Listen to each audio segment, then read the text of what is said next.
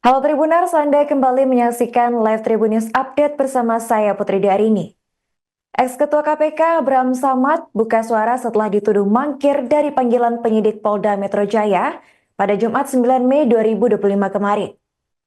Menerima tudingan tersebut, Abraham lantas menyuarakan pendapatnya pada Selasa 13 Mei 2025. Melalui rekaman video yang diterima tim tribunnews.com, Abraham menyebut bahwa ia tak menerima undangan apapun terkait kasus yang disampaikan pihak kepolisian. Ia menyebut bahwa Polda Metro Jaya tidak mengirimkan undangan apapun terkait kasus ijazah mantan Presiden ke-7 Republik Indonesia Joko Widodo. Abraham mengaku heran karena dirinya disebut menerima jadwal sebagai saksi dalam kasus tersebut. Pasalnya menurut mantan Ketua KPK tersebut, dirinya tak memiliki kaitan apa-apa dengan kasus itu. Diketahui sebelumnya, pihak kepolisian menjadwalkan pemeriksaan terhadap dua saksi atas kasus dugaan ijazah palsu Joko Widodo. Namun dua saksi tersebut diketahui tak hadir dalam panggilan yang diberikan tim penyidik. Dua saksi tersebut diketahui berinisial AS alias Abraham Samad dan MS yakni Mikael Sentana. Atas ketidakhadiran dua saksi tersebut, penyidik lantas memutuskan untuk melakukan pemanggilan ulang sesuai dengan prosedur yang berlaku.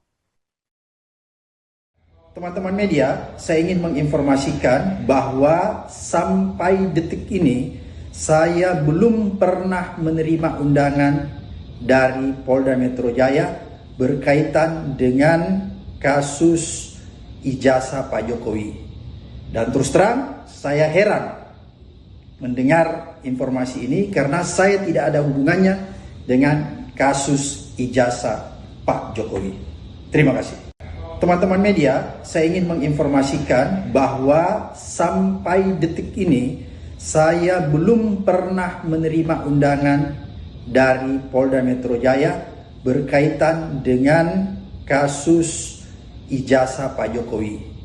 Dan terus terang, saya heran mendengar informasi ini karena saya tidak ada hubungannya dengan kasus ijazah Pak Jokowi. Terima kasih. Download Tribun X sekarang, menghadirkan lokal menjadi Indonesia.